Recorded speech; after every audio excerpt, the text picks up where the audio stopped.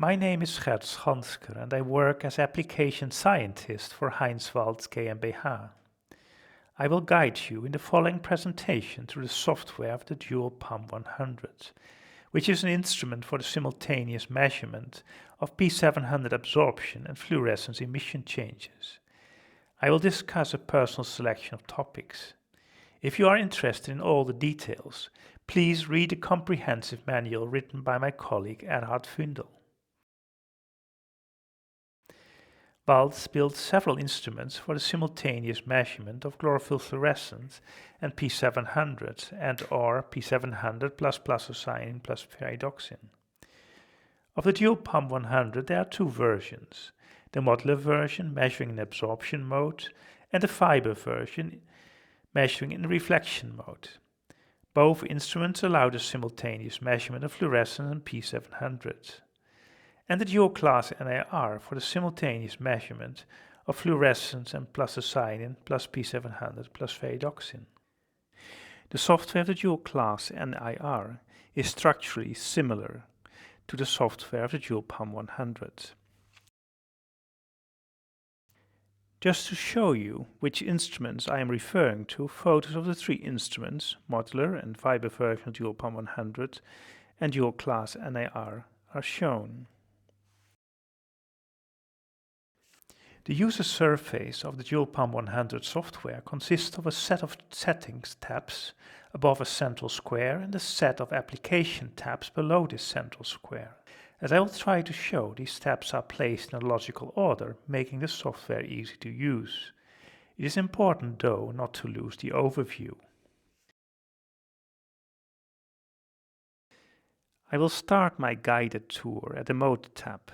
In the Mode tab, the user decides between single and dual channel measurements. If it is important to measure fast kinetics with a time resolution of about 30 microseconds, fluorescence and P700 should be measured separately, and a single channel option should be chosen. If the time resolution is not so important, and a 150 microsecond time resolution is okay, the dual channel option Fluo plus P700 can be chosen. The second choice to be made in this tab is between SP analysis and fast acquisition.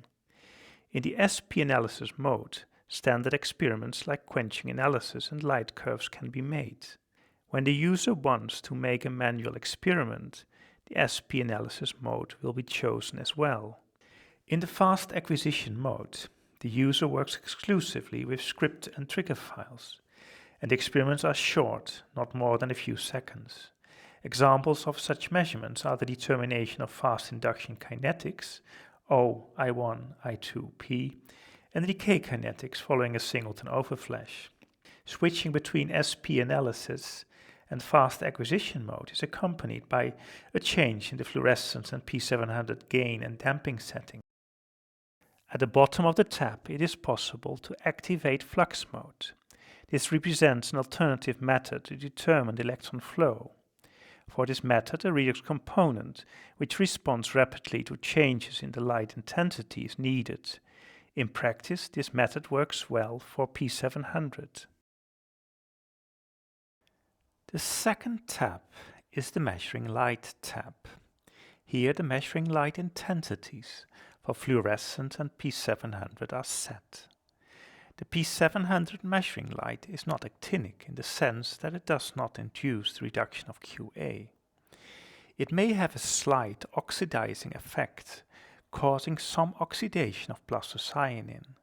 In an experiment, this may be compensated by applying a short multiple turnover or empty pulse of maybe 20 milliseconds, about 30 seconds before the start of the experiment, to return all plasocyanin to the reduced state. Below the P700 measuring light, there is a button with two scales with which the light intensity of the 830 and 875 nanometer wavelengths can be balanced. The balance button on the bottom side of the window has the same function. In the dark acclimated state, all P700 is in the reduced state. Under these defined conditions, it is a good idea to have equal intensities at 830 and 875 nanometers at the detector. That is, after the measuring light has passed through the sample.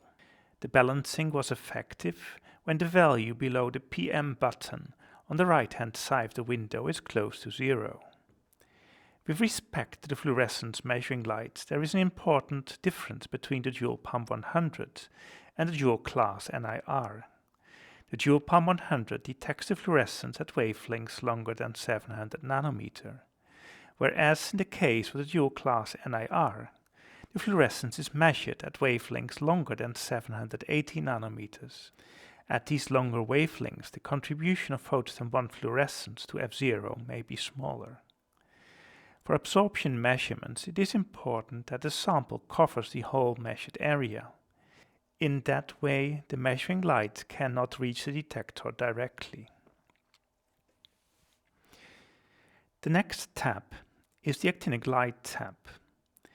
Below actinic red light, far red light, and actinic blue light, the width is indicated. In general, the width should be set to manual. That means that the light will remain on until the user or the script turns it off. Only in special cases it is a good idea to give a defined length to, for example, the actinic red light. A special feature of the DUAL-PAM-100 software is the split between blue light and far red light. In the DUAL-PAM-100, the two cannot be used simultaneously. This formal split is missing in the dual class NIR. There, the user can obtain the same effects writing or modifying scripts. For most photosynthetic organisms, far red is chosen as a light source to oxidize the electron transport chain. Only in the case of cyanobacteria, and possibly red algae, blue light may be chosen instead. The user does not have to use blue light though. The user can also use far red light in the case of cyanobacteria. The software offers the option. The user decides if he or she wants to make use of it. As discussed in the accompanying presentation, the parameter PM is a difference in amplitude between all P700 oxidized and all P700 reduced. This is determined by first giving a far red pulse to oxidize most P700, followed by a saturation pulse to oxidize during the first 20 milliseconds the rest of the P700, followed by reduction of all P700. By choosing Use Blue and checking the Use for PM determination box, it is possible to use blue light during the oxidizing phase of the PM protocol. If the Use for PM determination box remains unchecked, far red light is chosen by default. In the left bottom corner of the actinic light tab, there is a section called Cinemodulation. This box allows the user to define a cinemodulation with a defined period, amplitude and phase for either actinic or far red/blue light. On the right hand side of the slide, an example is given of the effects of a cine oscillation in the actinic light on the measured signals. The experiment was recorded with a dual class NIR. Photosynthesis was induced for approximately 6 minutes, and then the cine oscillation was turned on. The figure shows the effect of the oscillations on the fluorescence plus the cyanin, P700 and phaedoxin signals. As the figure shows, only P700 is very sensitive to the oscillatory light. It is this sensitivity which makes P700 very suitable for the flux measurements mentioned earlier. The next tab is the Slow Kinetics tab. In this tab, the parameters for a quenching experiment are defined. In the acquisition section, the number of points and the acquisition rate are selected. The maximum number of points is 1,024,000. At an acquisition rate of 1 millisecond per point, this equates 1024 seconds. If a rate of 5 milliseconds is chosen, the potential length of the experiment is increased to 5120 seconds. Even if the maximum number of points was selected, it is a good idea to check the unlimited box. This prevents, for example, out-of-range messages in the case of light curves. In the slow induction curve section, the timing of the experiment is defined. The experiment normally starts with a F0, Fm and Pm determination, and then, sometime later, the actinic light is turned on. This time interval is called delay, s. The default value is 40 seconds, but the user can decide to increase this interval.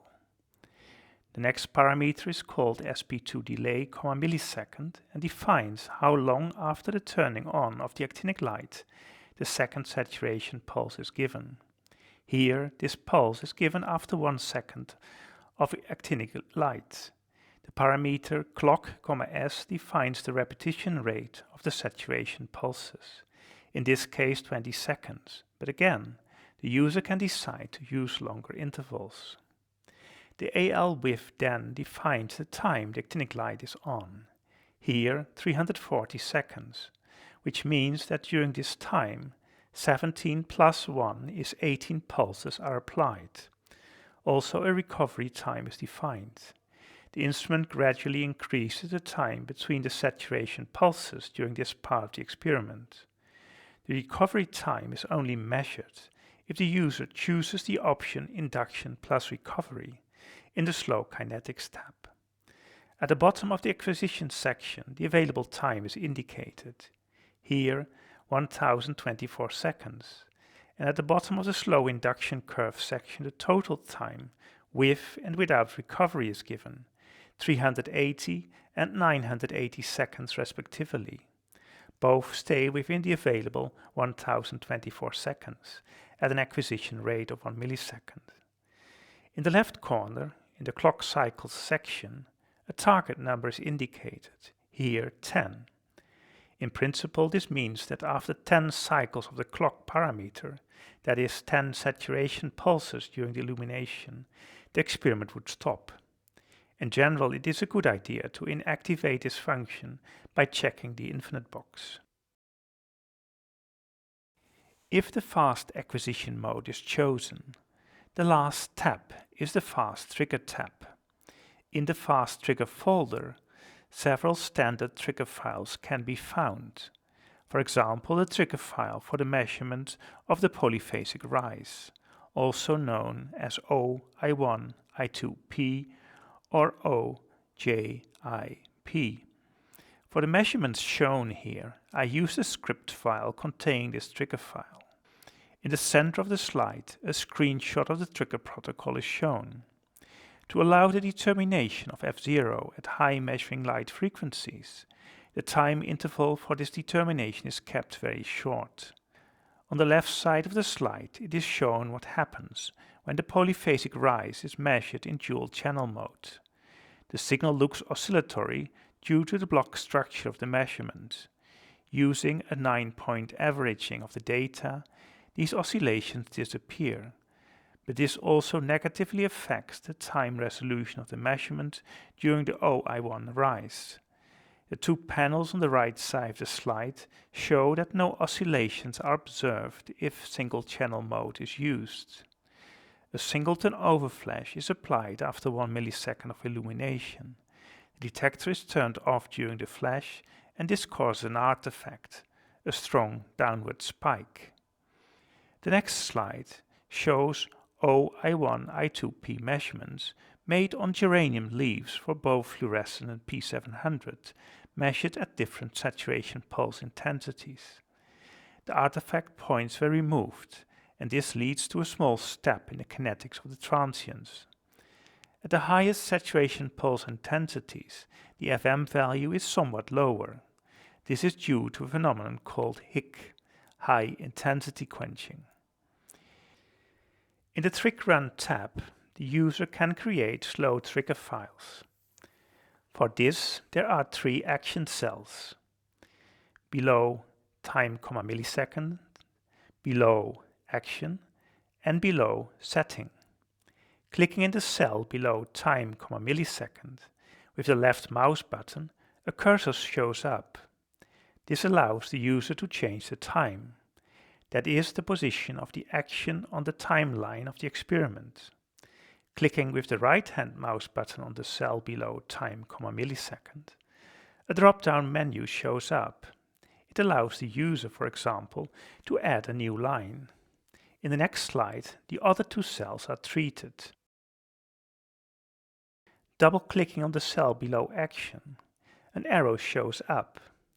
Clicking on it makes a drop-down menu visible, where the user can choose an action, for example FML-int. The parameter FML-int, measuring light intensity, requires an intensity level. This level can be set by double-clicking on the cell below setting. This activates up and down arrows with which the level can be set. A slow trigger file can also be created in a different way. In the coming 4 slides, this procedure is illustrated. First, an experiment is approximately created manually.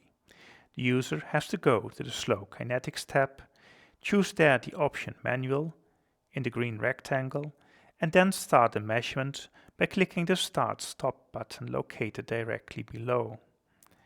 The example experiment is created to show that a far-red induced P700 re-reduction phase is lost once the Kelvin-Benton cycle is activated. The protocol consists of 30 seconds of strong far-red light, followed by 2 minutes of low-intensity actinic light, and finally 60 seconds of strong far-red light. Once the experiment is finished, by clicking the Start-Stop button, the Copy Trick Run from Manual Recording button in the red rectangle becomes active as shown in the screenshot. Clicking this button extracts the trigger information from the experiment and transfers it to the Trigger Run tab, as shown in the next slide. The table on the left side of the slide shows the trigger pattern of the created experiment. Looking at the timeline, it is clear that the timing of the different steps of the experiment can be improved. The table on the left side of the slide shows an edited timeline. Far red on after 3 seconds of darkness and off again 30 seconds later. Then a 100 seconds dark period, after which the actinic light is turned on for 2 minutes. Again 100 seconds darkness followed by 60 seconds of far red light. And finally 100 seconds of darkness. By clicking in the Trigger Run tab on the diskette symbol, a folder pops up. I saved both the rough and the edited trigger patterns. If the trigger pattern is loaded in the Trigger Run tab, I can return to the Slow Kinetics tab to run the experiment as shown in the next slide. In the Slow Kinetics tab, I first have to change Manual in Trick Run, and then click on the Start-Stop button. The screenshot was made after about a third of the experiment. The next tab is the Saturation Pulse tab. In the Set Pulse tab, the user can define the length and intensity of a saturation pulse. The DUAL-PAM-100 and dual class and NIR have strong red LEDs, and it is possible to apply saturation pulses of more than 30,000 micromole photons per square meter per second. For most leaves, 10,000 to 12,000 micromole photons is enough, maybe a bit more for sun leaves, and on the other hand lower values for dilute suspensions of, for example, algae. The tab gives the user the option to set the pulse light intensity for the F0 FM determination separately. To reach the FM in a dark acclimated leaf, relatively low light intensities are sufficient. 3,000 to 5,000 micromole photons per square meter per second is more than enough in that case. Using a lower light intensity will reduce the light stress on the plant. On the other hand, using the same light intensity for all pulses may make the measurements more comparable. The absence or presence of HIC, high intensity quenching, could affect pulses differing in their intensity differently. The user has to decide if he or she wants to make use of this option. The best length of a saturation pulse is plant species dependent. The pulse should be long enough to reach a stable maximum, but if the fluorescence at the end of the pulse starts to decrease again, it means in most cases that non-photochemical quenching is being induced and that the pulse is too long. In many cases, a pulse length of 300 to 500 milliseconds should be sufficient. However, in gymnosperms, green algae, and cyanobacteria, a pulse length of about 200 milliseconds may be a better choice.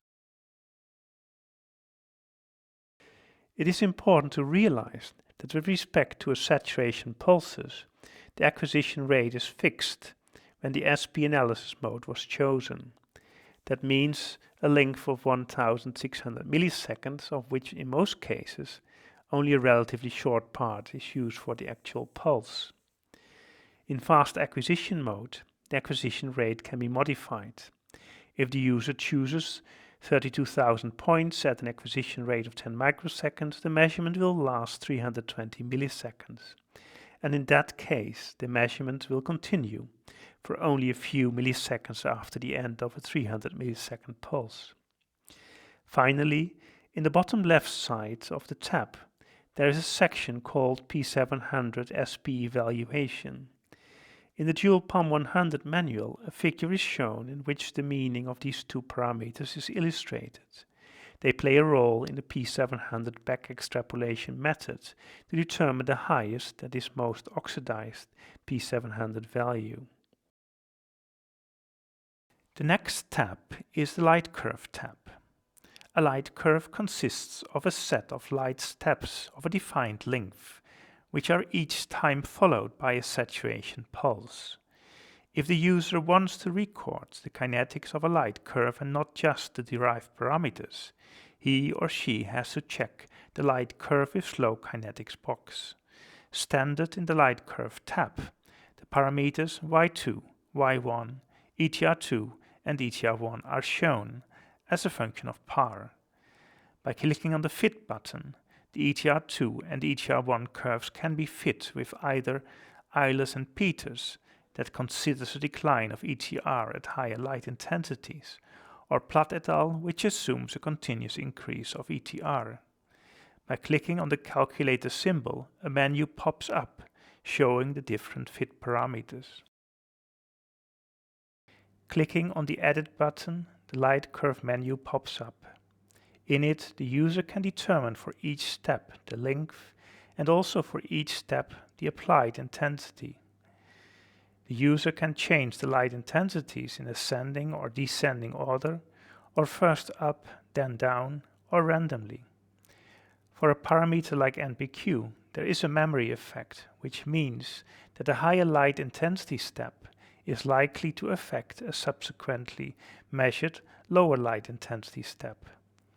If the user chooses, for example, light steps of 10 seconds, that is setting 1, the Kelvin-Benson cycle cannot keep up with the rate of change. And also in that case there will be a difference between a sequentially increase or decrease of the light step intensities. This phenomenon is called hysteresis. In the Minipam2 presentation, the effects of step length and pre-activation of the Kelvin-Benson cycle on the parameter ETR2 are illustrated. A zero step length placed in the timeline of the light curve protocol ends the measurement. It is maybe best to keep the light curve window for the parameters y1, y2, ETR1 and ETR2, and to use the SP analysis window for the other parameters. In the SP analysis window, the parameters are not plotted as a function of par, but as a function of the time of illumination. Parameters can be selected or deselected by clicking next to the parameters listed. If the parameter is selected, a symbol shows up, and if it is deselected, the symbol disappears again. Selecting a parameter means that the associated data are shown in the graph window. In the Report tab, MPQ is given. However, if the user exports the data from the light curve or SP analysis tab as a CSV file, MPQ divided by 4 is exported. MPQ is divided by 4 to keep it inside the 0 to 1 window. In a publication, it is probably better to multiply NPQ divided by 4 values again with 4 to regenerate the parameter NPQ. A tab associated with the light curve is a yield plot tab. In this tab, y1 and y2 are plotted as a function of each other.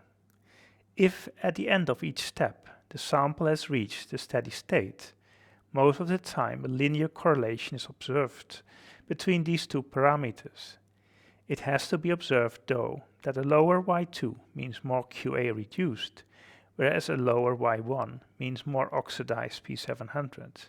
This tab can be used to illustrate the effects of the correction for the contribution of the photon bond fluorescence to F0 in the left bottom corner of the window.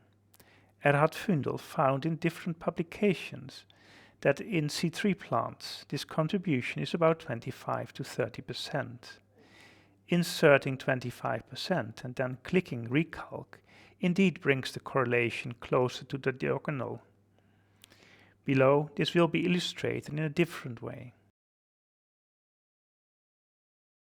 Subtracting the photon bond fluorescence contribution to F0 decreases F0 and thereby increases Fv over Fm and Fv' over Fm' and therefore also ETR2.